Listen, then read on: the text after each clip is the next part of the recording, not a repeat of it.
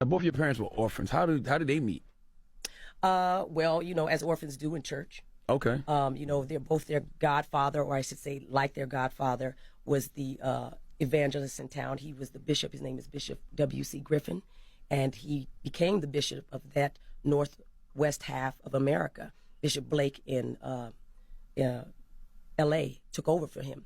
I mean, in a way, I'm from church royalty, if you look at it that way. I mean, he was a really heavy dude, but then they were just in the dust bowl of New Mexico, and it was a very Southern Gothic existence.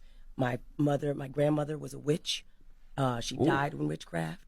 My father started to preach and was ordained since he was 6 years of age.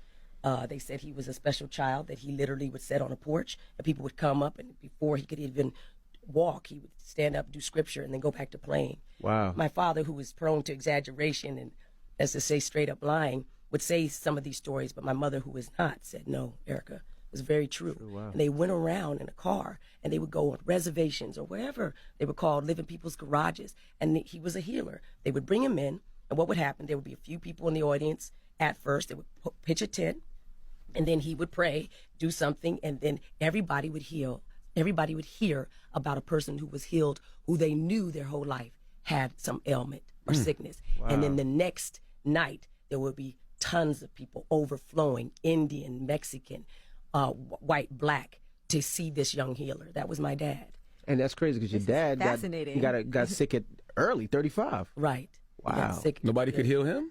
It's funny. He died. They gave him a church in East New York. And before he died, I made some peace with him because he wasn't the kindest person. And he said he wished that that God had healed him, and he always wondered why. Sorry. And I wondered too. I always you said so much that I wanted that. Like, first of all, your aunt being a witch.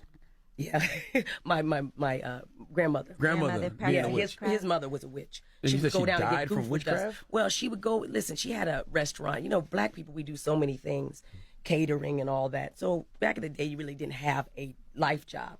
You would do things, and she had a little cafe, a hole in the wall, and she would put dust over the door, so when people came in, the bell would ring and dust would fall on it. Oh, no. Yes, they called it goofer dust. Well, right across the street was her competitor, and they would have goofer dust too. So she would go back and forth to down deep south like, New Orleans, all Carolina, that. Yeah, New Orleans, deep, where yeah. you're from, and go get stronger and stronger formulas. dust.